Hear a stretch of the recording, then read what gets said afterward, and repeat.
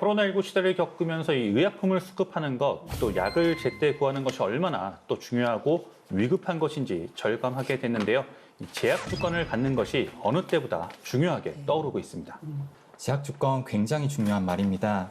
제약 주권은 의약품 생산과 공급을 자주 독립적으로 할 수 있는 힘을 의미합니다. 제약 주권을 확립된 국가는 자국민에게 원활하게 의약품을 생산하고 공급할 수 있습니다.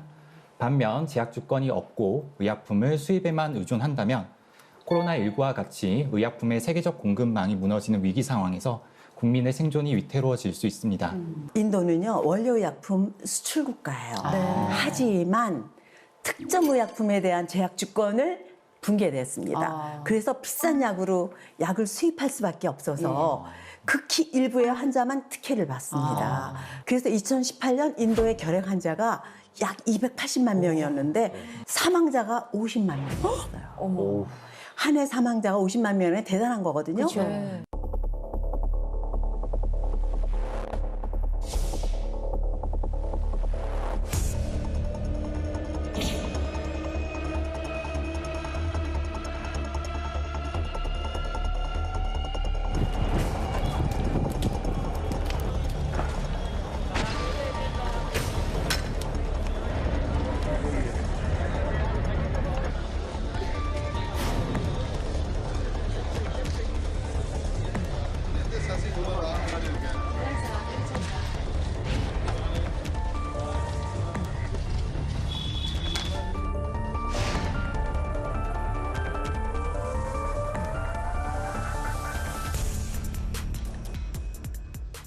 그런데 이거는 우리나라의 60년대, 70년대 초반과 비슷한 상황이었습니다.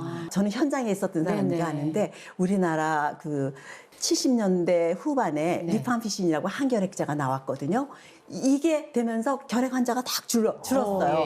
그래서 우리나라의 이 건강에 우리 국민들이 굉장히 자신감을 갖고 그때부터 우리 제약 주권으로 우리가 갈 수 있었던 것 같습니다.